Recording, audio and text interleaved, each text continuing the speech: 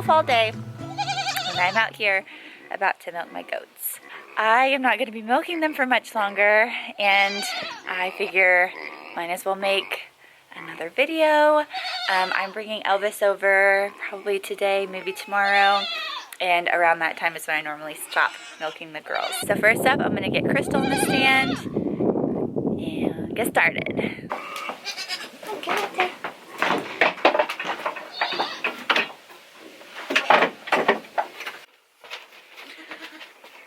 Okay, I just cleaned Crystal off with warm soapy water, and I squirted out her teat initially into the paper towel I used to clean her. So she's been squirted out already to get the bacteria out of the teat, and now I'm just gonna milk her. I do milk into plastic, which I do not recommend, nor is it ideal. But it's what I have at the moment to milk into. I do have a stainless steel bucket that I use to hold cold water, and I purchased it hoping to use it for my girls, but it's too big to use on them because they are Nigerian Dwarf goats. The bucket's just a little too big, and I have not purchased a smaller one, and I just feel like if they kick, I can't move it fast enough, and I just feel like it gets dirtier in the stainless steel bucket because I can't move it as readily and easily as I can in this plastic container.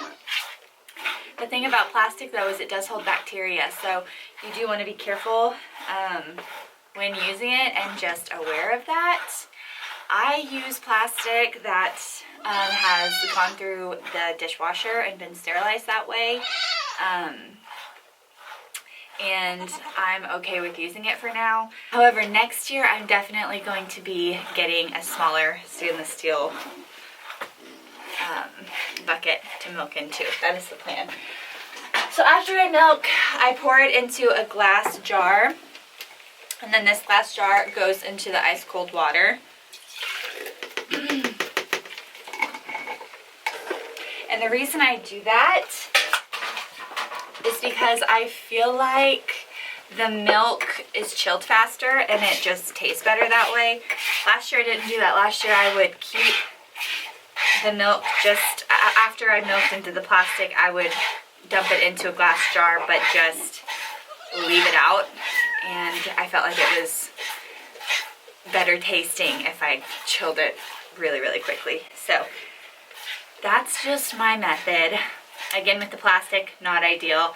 If you're milking goats, or anything, if you're milking, even a cow, stainless steel bucket's much better because it doesn't hold bacteria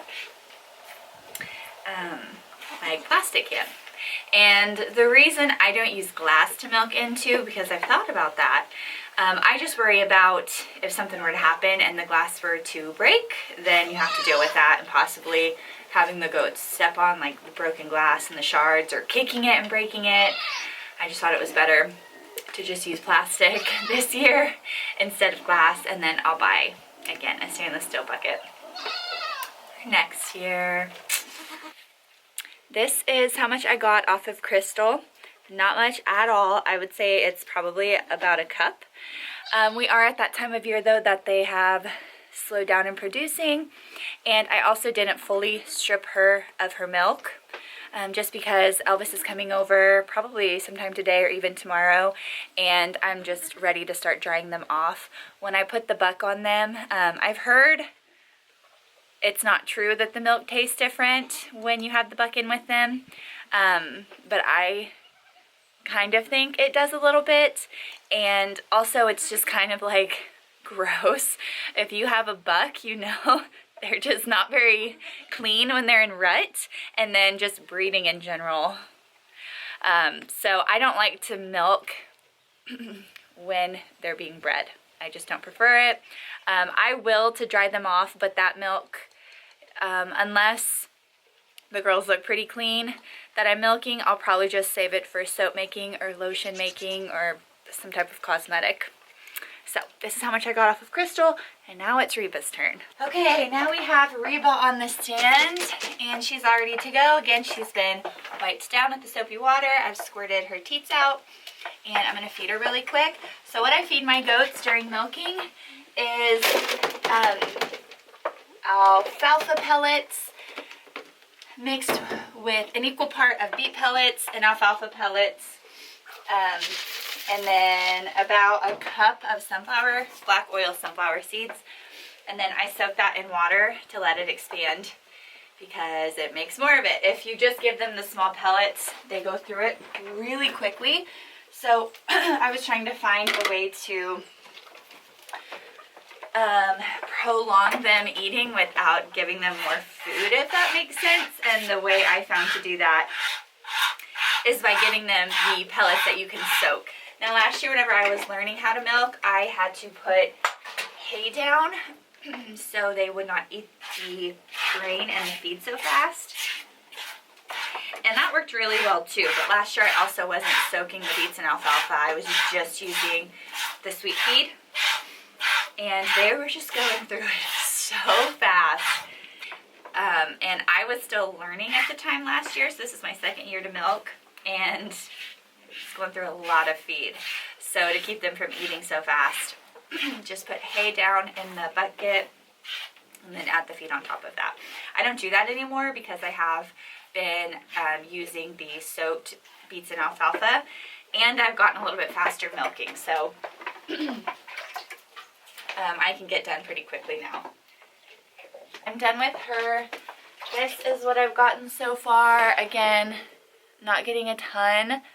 It's probably, well, it's a little more than half of this jar, so I've gotten more than I did yesterday, but I've got one more to milk, so it's Dolly's turn next. I'm going to go get her and get her on the stand.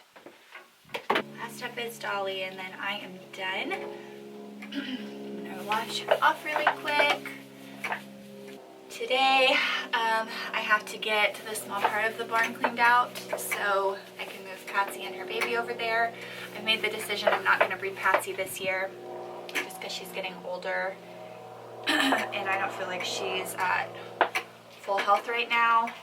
And I just feel like it would be irresponsible to breed her because it takes a lot out of them when they're being bred.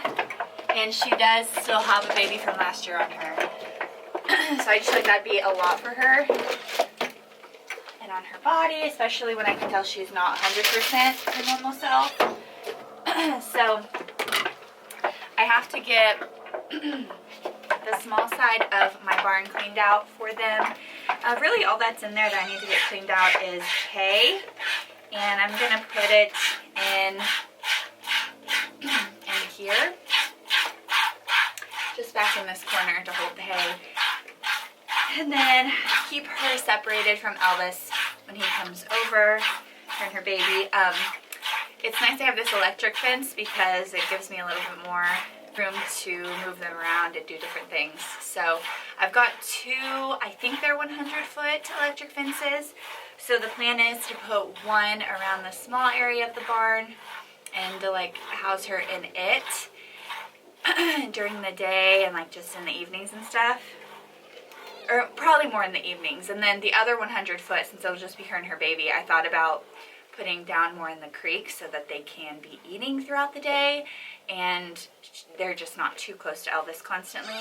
They will share a fence line, and I have heard stories that goats can get pregnant through a fence, so I just want to be cautious about that because her baby is Elvis's baby. The one I'm bringing over to breed all the girls. So, but like I said, I have an electric fence. I'm not too worried because I'm going to have that up. Elvis isn't trained to the fence, but all the girls are, so I think we'll be fine. And that's the plan for today. Just getting that done, and then Elvis moved over here. It's exciting, and I'm happy with that decision because last year I just feel like I had a lot of babies and not a big space.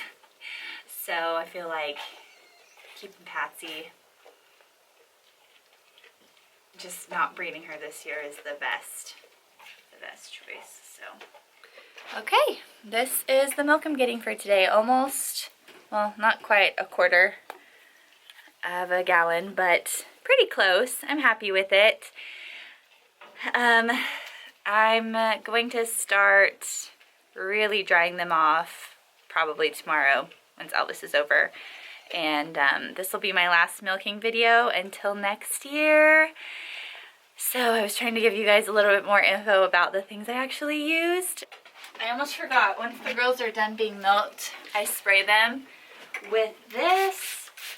This is just like an after spray.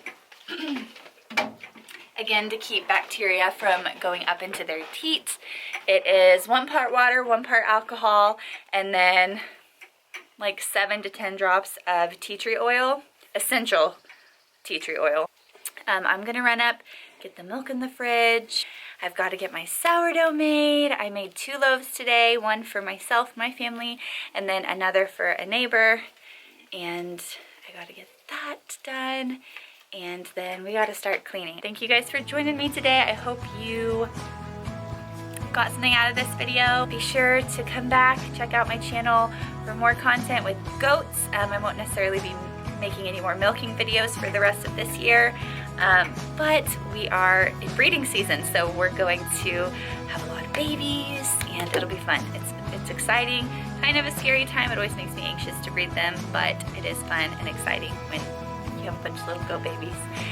So definitely stay tuned for that. That'll be probably about like 5 months down the road.